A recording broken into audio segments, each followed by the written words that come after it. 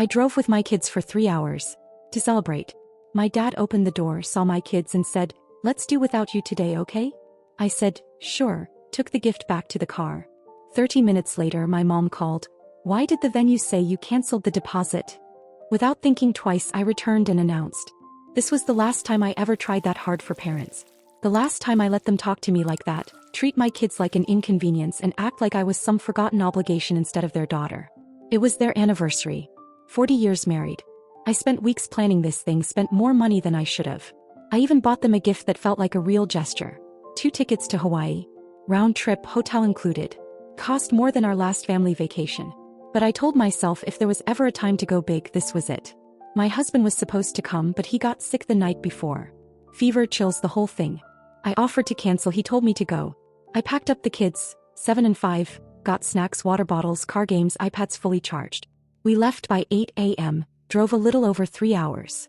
I didn't expect a parade when I showed up, but I expected something more than what I got. The house was already crowded when I pulled up. My brother's car was in the driveway, parked sideways like he owned the place. His wife's SUV was right behind it. The same brother who lives 20 minutes away, who never has to explain himself, whose kids could probably set the house on fire and still be greeted with applause. I was used to that. It still stung, but I was used to it. I told the kids to stay buckled for a minute while I brought in the gift. I remember the box. Gold wrapping, simple bow. Inside were the tickets with a little note I wrote at 1 a.m. the night before. I told them I hoped this would be the trip they never forgot. I rang the bell. Dad answered. His face didn't change when he saw me. No smile, no, "Hey, you made it." Just a glance past me to the car. "Let's do without you today, okay?" He didn't raise his voice. Didn't blink. Like I was a delivery person who brought the wrong package. I stood there for a second. Then I nodded. Sure. Turned around, walked back to the car, got in. The kids asked if we were going in. I said no. We started driving. I didn't even have an outburst. Didn't cry. Just drove. About 2 miles out I pulled into a gas station lot, called the venue and told them to cancel. The woman sounded confused. I told her to keep the deposit. I didn't care. I didn't mention the Hawaii tickets. I already knew I'd be calling the agency later, which I did. They couldn't refund the full amount, but I got back 30%. Good enough. 30 minutes later my phone lit up. Mom's name. "Why did the venue say you canceled the deposit?" I didn't respond to the text. I just turned the car around and headed back. Not to apologize. Not to explain. To finish something that needed finishing. I parked a block away this time. I didn't want the kids to hear anything through the windows. I gave them snacks and tablets and told them to stay buckled just a little longer. They were confused, but I told them I'd be right back. I locked the car, turned around and started walking.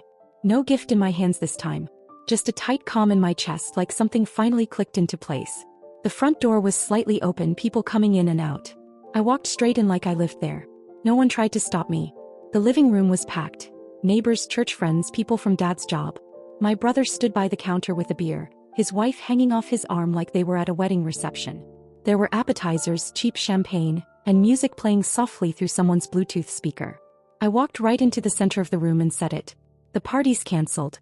The venue's done. I pulled the deposit. This is the last time any of you treat me like I don't exist." Everything stopped. The music, the conversations, the glass someone was about to pour. My mom turned around like she didn't recognize me. Dad's face didn't move. My brother blinked slowly like I'd spoken another language. "What are you talking about, Jessica?" "The party. The one I paid for. The one I planned. I drove 3 hours with my kids. Your grandkids. Dad told me at the door, let's do without you today. So I made sure you could." My mom stepped forward, her smile trying to stay on her face. "You're being dramatic. That's not what he meant. He said it. Well, maybe it came out wrong, but you don't get to blow up the entire day over a little misunderstanding. This is our anniversary." "Exactly. And you made it clear you didn't want me or my kids part of it." Dad finally said something like he just realized everyone was watching. "You should have come in. You know how crowded it is. We figured maybe you were tired from the drive." "Tired?" You looked at me like I was the caterer showing up to the wrong house. You knew I was coming. You knew I planned it. And you still shut the door on me. People were starting to whisper. A few of the guests turned toward the hallway, like they didn't want to be caught eavesdropping but couldn't look away. Mom's voice got sharper. "We raised you with love. We did everything for you. But you've always been difficult. You ruin things. You blow things up and then blame everyone else." Someone near the back said, "Wow." Out loud. "You think I'm difficult? I paid for this party. I bought you a trip to Hawaii. That's what was in the box. 2 tickets. Non-refundable, by the way. And I already canceled it. You get nothing. That landed hard. My brother's wife whispered something to him and he put down his drink. Jessica, you're being out of line. You're embarrassing yourself. Max. I've been quiet for 35 years while you got everything handed to you.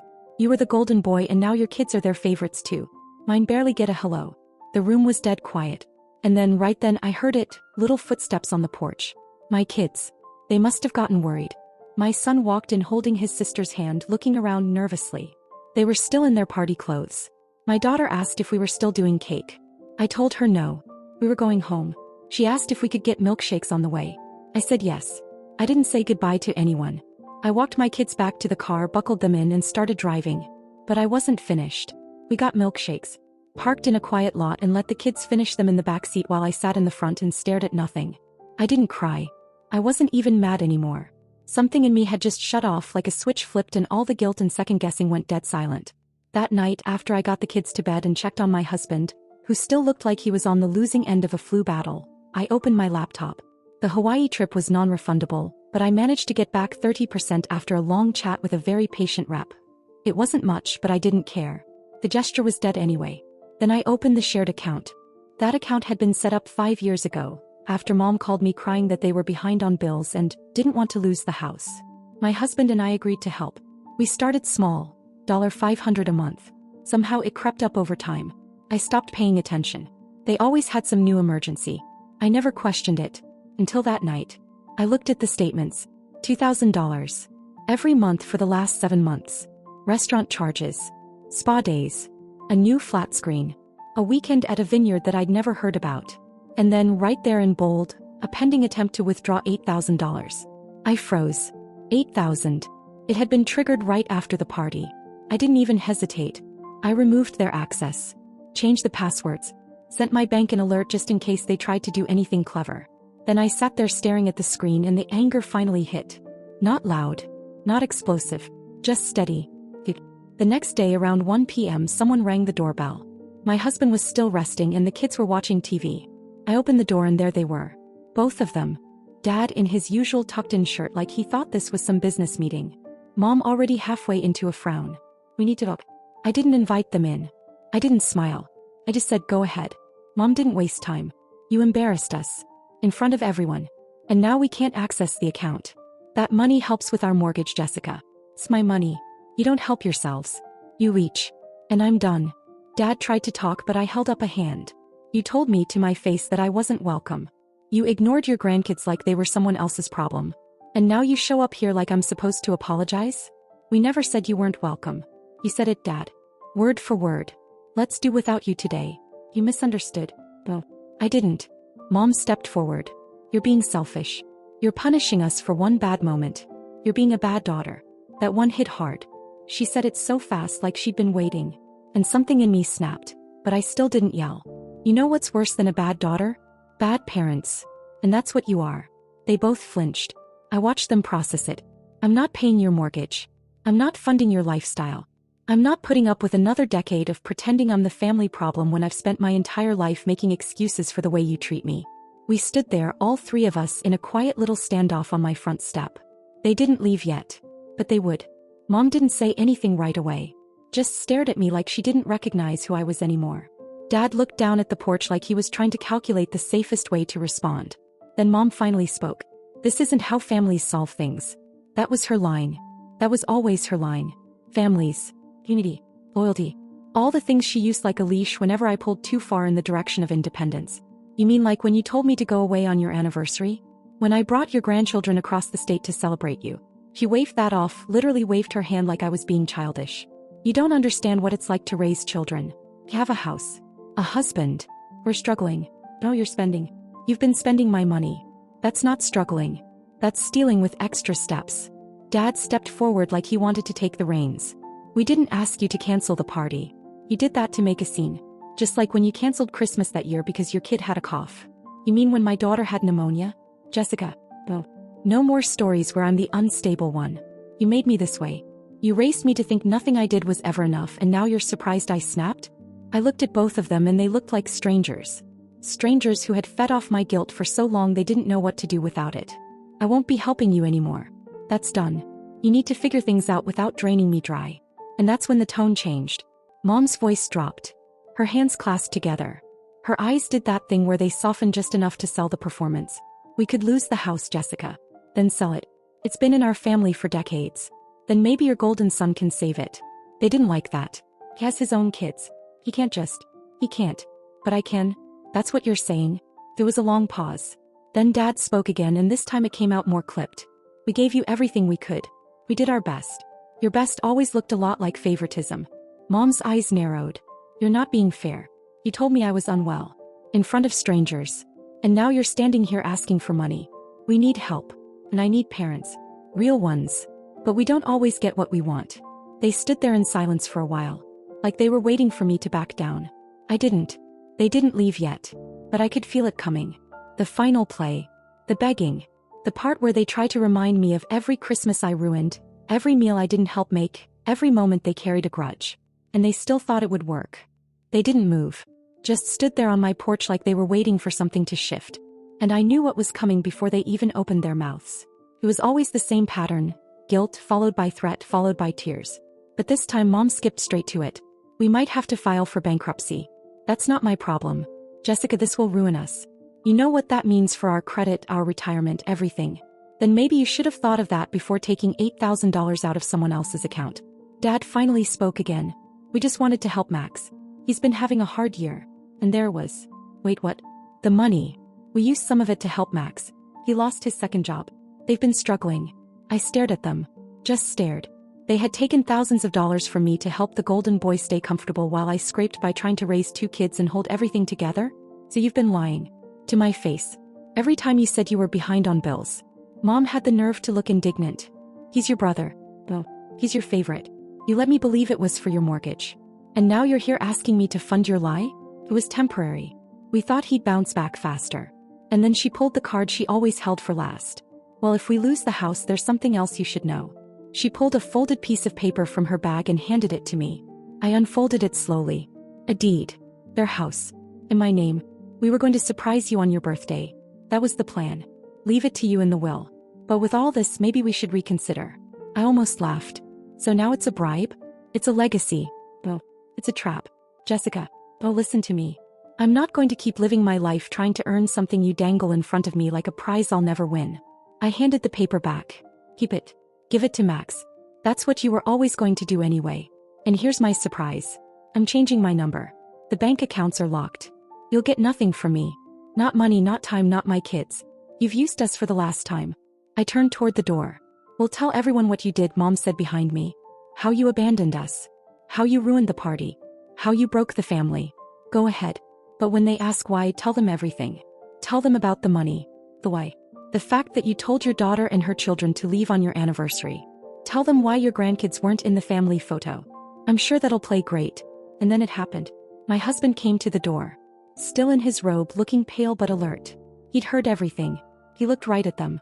She's done more for this family than both of you combined. You want someone to blame? Blame yourselves. Then he looked at me and said, come back inside.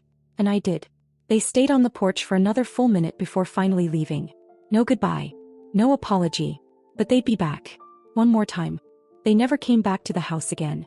Not after that final standoff on my porch. I thought maybe they'd try one more time. Maybe show up during the kids' school drop-off. Or fake some medical emergency like they'd done before. But all I got were half-hearted texts, some guilt-drenched voicemails, and the occasional flying monkey from the extended family.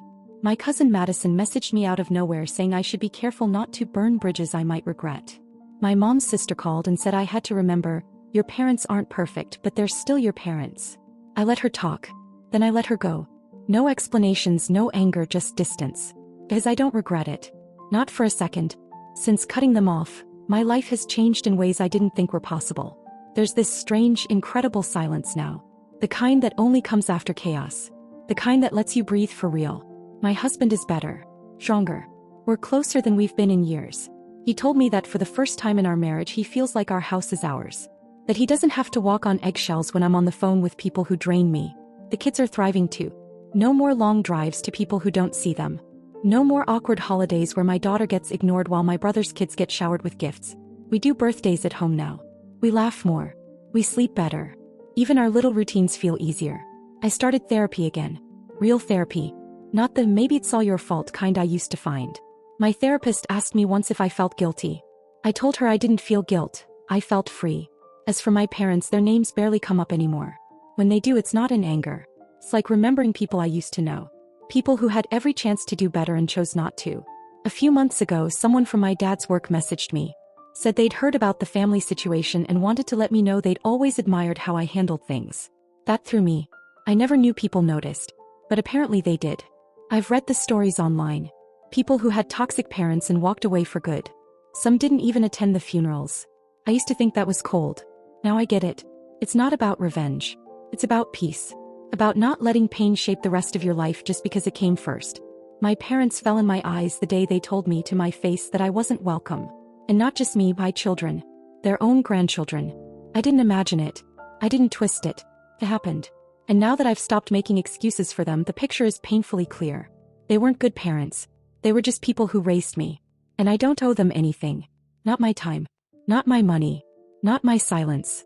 I live better now. I wake up without dread. I cook dinner with music playing. I plan weekends without factoring in anyone else's drama. My home is calm. It's mine. And the only legacy I care about now is the one I'm building with my kids. One where love isn't a transaction and family doesn't come with a bill. I used to beg them to see me. Now I don't even look in their direction. And I have never not once missed them.